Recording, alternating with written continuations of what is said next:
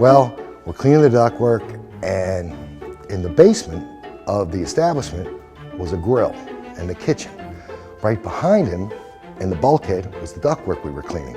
So I took off the supply duct, pulled it off, shined my light in there, and lo and behold, there is a dead rat, roughly that long.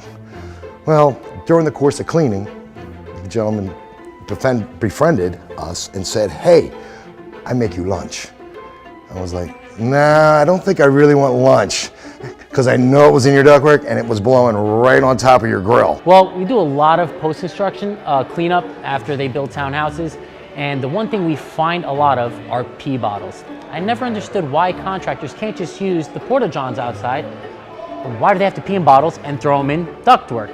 It's kind of funny because one time we were actually doing a cleanup and one of the bottles got sucked up into our negative air machine, went through the blower blade, and sprayed everywhere outside.